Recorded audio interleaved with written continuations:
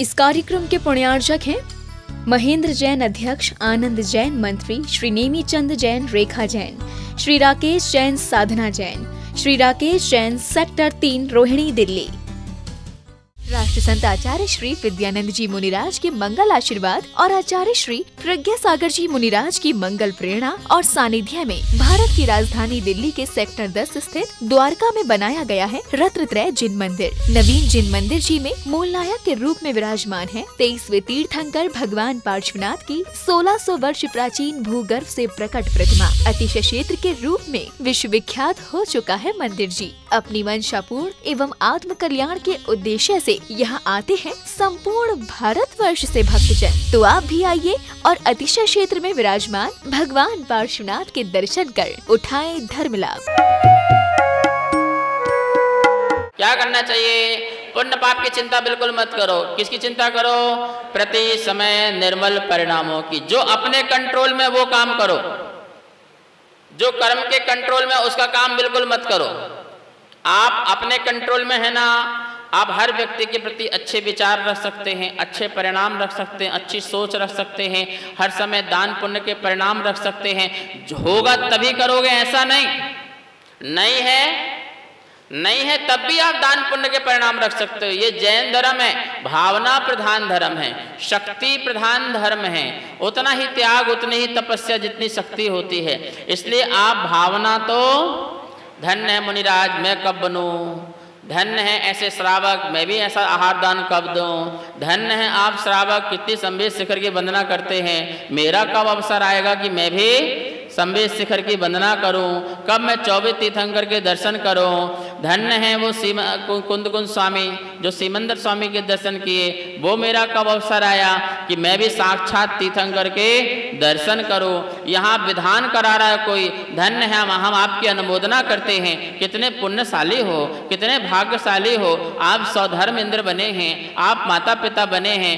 कब वो जीवन का अवसर आएगा कि मैं भी ऐसी महा अर्चना पूजा करके अपने जीवन को सफल करूंगा। मैं आपकी अनुमोदना करता हूं। धन्य है यहाँ के कमेटीगण लोग जिनने इनको स्वधर्म इंद्र बनाया है, इतना बड़ा पात्र बनाया है। धन्य है ये लोग, उनकी भी धन्यवाद। ऐसा नहीं देखा हमने, सब जानते हैं समाज में सब अपने अपने लोग हैं, फिक्सिंग है, ये है वो है, भैया गरीब को कौन पूछता है, सब अमीरों का धर्म है, अमीर लोग ही जानते हैं। अरे ऐसा क्यों दुखड़ा बना रहे हो, ऐसा क्यों मुंह बना रहे हो? क्या मिलेगा तुमको? पाप ही बांधोगे ना? बिल्कुल नहीं, बिल्कुल नहीं। धर्म की सदा अनुमोदना करते हुए चलो। क्या करो? चाहे छोटा कर रहा हो, चाहे बड़ा कर रहा हो। कोई त्यागी है, कोई एलक है, क्षुल्लक है, धन्य है आप। आपने अपना जीवन धन्य कर लिया। इतनी सी उम्र में आपने तपस्या के मार्ग में निकल गए, आप सामायिक कर रहे हैं, बड़े धन्य की बात है। आपने राग देश मोह घर का छोड़ा है, ये कमाल की बात है। वो जीवन मेरा अवसर कब आए कि ऐसी पर्याय मेरी भी हो जाए। भैया क्या मेला लगा आपको बताओ? पूरा फ्री पुण्य सेल है ये। कौन सी दुकान लगी है? पुण्य की सेल की दुकान लगी है, मोक्ष जाने की दुकान लगी है। और जहां पर कोई टिकट नहीं है, कोई किराया नहीं है, कोई पैसा नहीं है। पैसे से धर्म होता तो महावीर के पास पैसे की कमी नहीं थी, आदिनाथ के पास पैसे की कमी नहीं थी, भरत चक्रवर्ती के पास क्या कमी थी? षटखंड था। यदि उसे मोक्ष और सुख चाहिए होता तो पैसों से खरीद लेता, लेकिन मिलता नहीं भैया। भरत चक्रवर्ती भी 6 खंड को छोड़ करके मुनि बन करके उत्तम सुख को प्राप्त करने निकले हैं। इसका मतलब भोग और भौतिक में सो गए नहीं। आप नहीं कर पा रहे हो, ये आपकी मजबूरी है, आपकी लालसा है, ये आपकी इंद्रियों की इच्छा है, ये आपकी बहुत बड़ी कमजोरी है। लेकिन इसमें जो अनुमोदना करने वाला जो कार्य है वो सदा करते रहो। कभी भी गलत विचार मत लाओ, पाप का बंद मत करो। बैठे बैठे कैसे पाप की बातें करते रहते हो, कैसे अपने पाप का संक्रमण, पुण्य का संक्रमण पाप में करते रहते हो, हमें पता नहीं चलता। अभी 4 लोग बैठ जाएंगे, देखो तो आजकल क्या तमाशा बना रखा है। विधान जैसे पंचकल्याणक बना रखे हैं, यहाँ भी पंचकल्याणक, वहाँ भी पंचकल्याणक, और कोई काम ही नहीं है। देखो करने वाला कर रहा है, कराने वाला कर रहा है, पुण्य कमाने वाला पुण्य कमा रहा, तुम बैठे बैठे क्या कर रहे हो?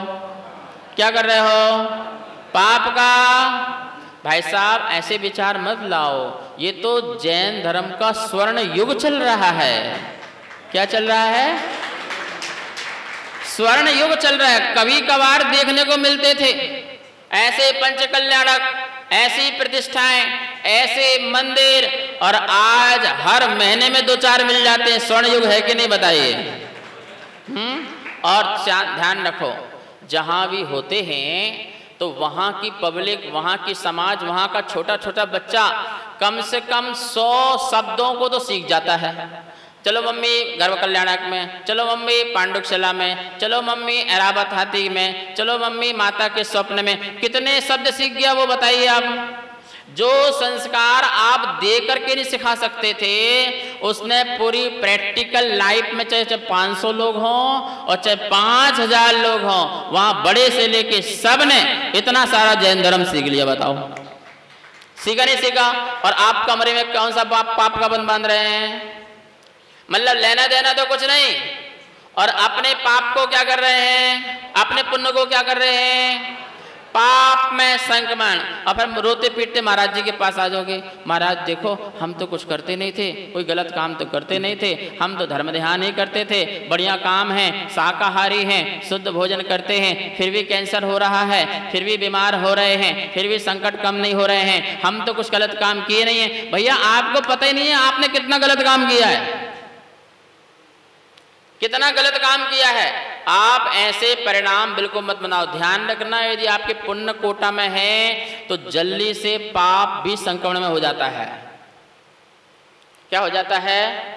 निदान जल्दी बन जाता है, और आपका संक्रमण होने में टाइम बिल्कुल भी नहीं लगता है, और आप ऐसे विचार बना लेते हो। देखो कैसे कर्मों की उदीर्णा हो जाती है। जैसे कोई गरीब व्यक्ति मिला और आपने यदि ये कह दिया इससे अच्छा तो, हमसे अच्छा तो गरीब अच्छा है, क्या बोल दिया? कम से कम सुखी तो है।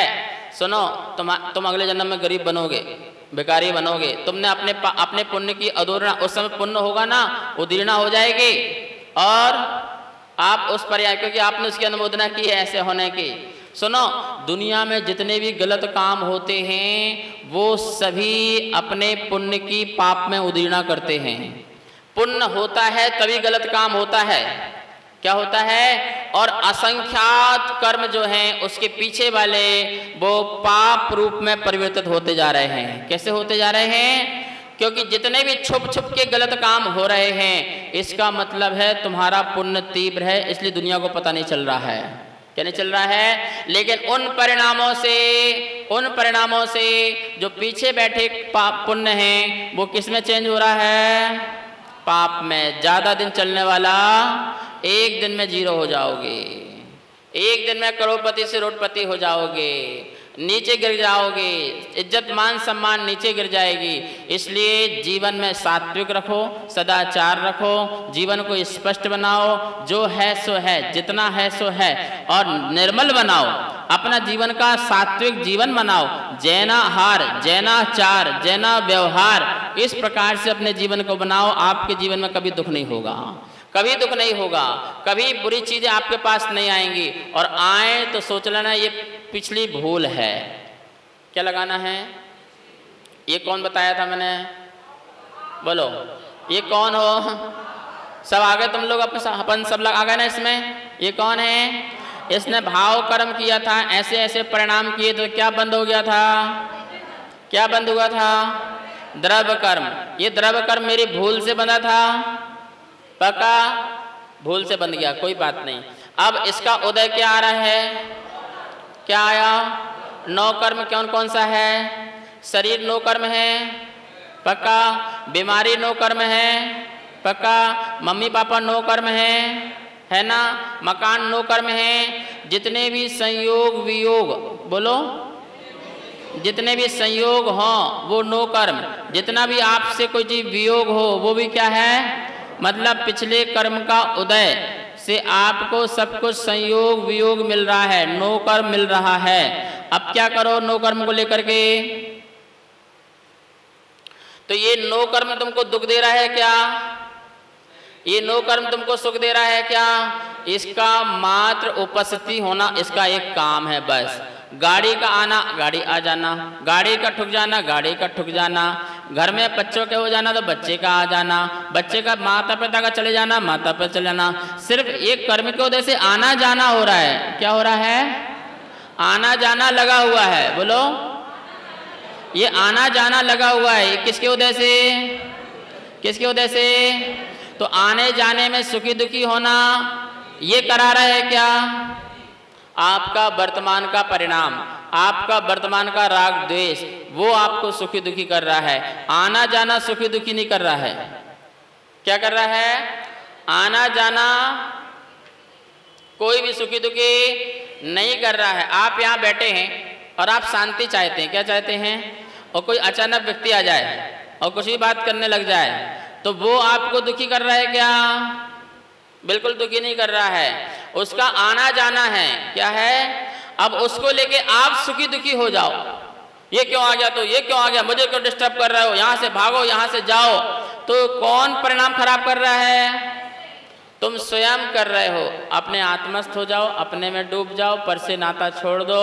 बस मैं आपको यही बताना चाह रहा हूं, कोई भी कर्म किसी को न सुख देता है ना दुख देता है। कर्म के उदय का मात्र इतना ही है, साधनों का आना और साधनों का जाना, इतना काम उसका है। अब उसको लेकर के सुखी दुखी होना किसका काम है?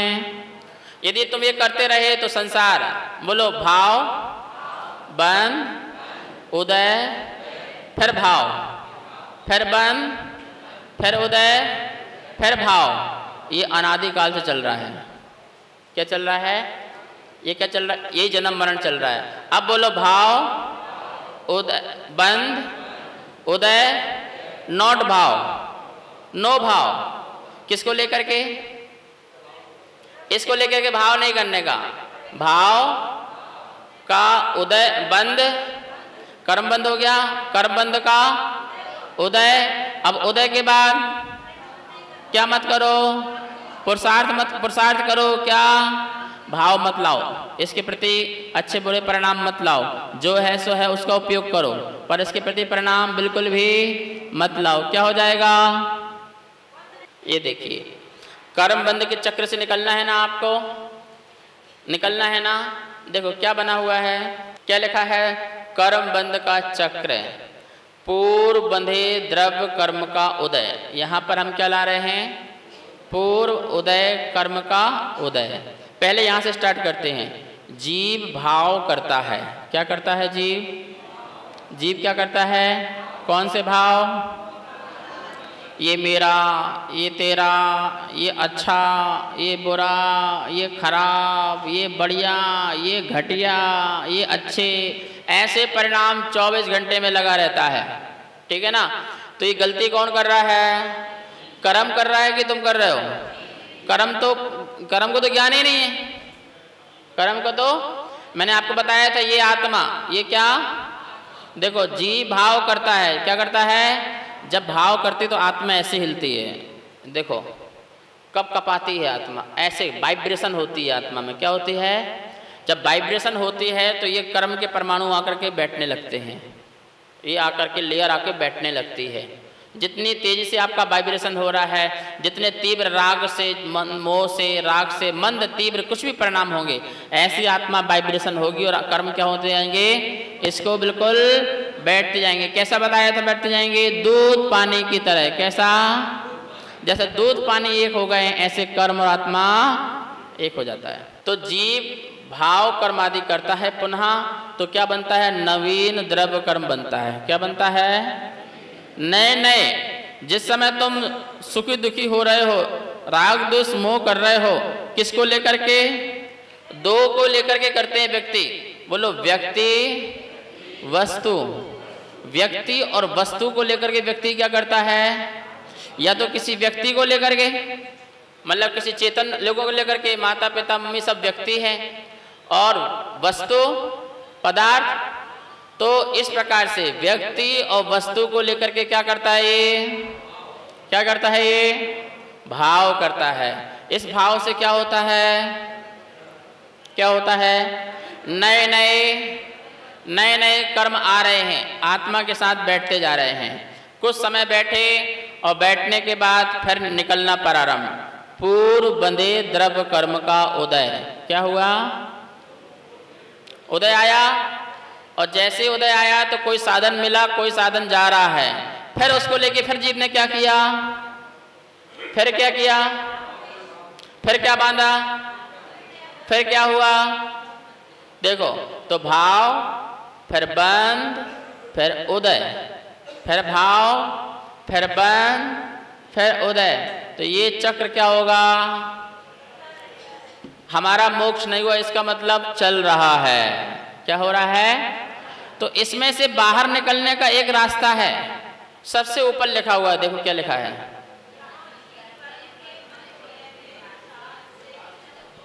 बिल्कुल यही एक सिस्टम है यहां से निकलने का, इस चक्र से निकलने का। क्या? यहां देखो एरो बना है ना, जहां जीव भाव करता है वहां पर एरो बना हुआ है। यहां जीव कर्म के मंद उदय में पुरुषार्थ से इस चक्र से रोक सकता है। देखो हमारे जीवन में 80% ऐसे क्षण आते हैं। कितने परसेंट? मंद कसाय में आदमी ज़्यादा देर रहता है, तीव्र कसाय में ज़्यादा देर नहीं रहता है। तीव्र राग में, तीव्र मोह में, तीव्र द्वेष में जीव ज़्यादा देर, क्योंकि स्वभाव में ज़्यादा देर तक टिका जा सकता है। विभाव में पानी गर्म कर दो, कितनी देर टिका रहेगा गर्म होने में बताओ? 15 मिनट, 20 मिनट, 1 घंटा, 2 घंटा, कितना लगाओ? ज़्यादा इतना, बाद में क्या हो जाएगा? अच्छा बताओ ठंडा वो कितने साल रह सकता है? ठंडा कितने साल रह सकता है बताओ? सुनो, अनंत काल तक। अनंत काल तक वो ठंडे में रहे तो कोई दिक्कत नहीं है, क्योंकि उसका स्वभाव है शीतल रहना, ठंडा रहना, स्वच्छपना रहना। वो अनंत काल तक रह सकता है। ऐसी मेरी आत्मा बिना कसाय में कितने काल तक रह सकती है? बिना गुस्से के कितनी देर तक रह सकती है? बिना लोभ के परमानेंट भी रह सकती है, और नहीं तो कम से कम 24 घंटे में 20 घंटे तो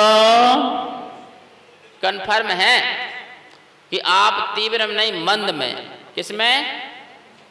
मंद मंद मंद मंद और मंद में। और ऐसे दुर्लभ क्षण आपको बहुत मिलते हैं। क्या मिलते हैं? देखिए आप यहाँ पर बैठे हो मंद कसाय से कि तीव्र कसाय से? आपका मंद कसाय का उदय चल रहा है, इसलिए आप यहाँ बैठे हो, शांति से सुन रहे हो। और तीव्र कसाय का उदय होता तो क्या होता? संगपति जी किसी से बोलते, भाई चलो हम मंदिर में जा रहे हैं, आप चलोगे? हमें नहीं जाना वहां पे। क्या बोल रहा वो? क्या बोल रहा है? कितनी तीव्र कसाय? कितनी तीव्र कसाय? क्या बोल रहा है वो? हमें नहीं जाना वहां पर, हमने बहुत देख लिया है, बहुत सोच लिया है, बहुत कर लिया है, हमको नहीं जाना। ए भैया कितनी तीव्र कसाय चल रही है। और एक व्यक्ति से उन्होंने कहा, भाई साहब चलो आप, वहाँ क्लास चल रही है। भैया चलना तो है लेकिन मजबूरी है, चलो। मंद परिणाम क्या है? क्या कह रहा है वो? भाई साहब बहुत इच्छा है, बहुत भावना है, 1-2 क्लास मैं भी अटेंड करूं, गुरु के उपदेश सुनूं, दान पुण्य करूं, बहुत भावना है, लेकिन थोड़ी सी मजबूरियां हैं मेरी। मुझे सुबह उठ करके 6 बजे ऑफिस जाना पड़ता है, शाम को 8-9 बजे आ पाता हूं, फिर थोड़ा परिवार है, इसके कारण मैं नहीं जा पाता। भाई साहब कभी छुट्टी हो तो मुझे छोड़ना मत, मैं आपके साथ जरूर चलूंगा। देखो कितने मंद परिणाम है इसके। नहीं आ रहा है कोई बात नहीं, लेकिन बताओ वो धर्म कर रहा है कि नहीं कर रहा? बताओ। अरे पीछे वाले बोलो, कर रहा नहीं कर रहा? वो धर्म कर रहा है, असली धर्म कर रहा है वो। इस कार्यक्रम के पुण्यार्चक थे महेंद्र जैन अध्यक्ष, आनंद जैन मंत्री, श्री नेमी चंद जैन रेखा जैन, श्री राकेश जैन साधना जैन, श्री राकेश जैन सेक्टर 3 रोहिणी दिल्ली।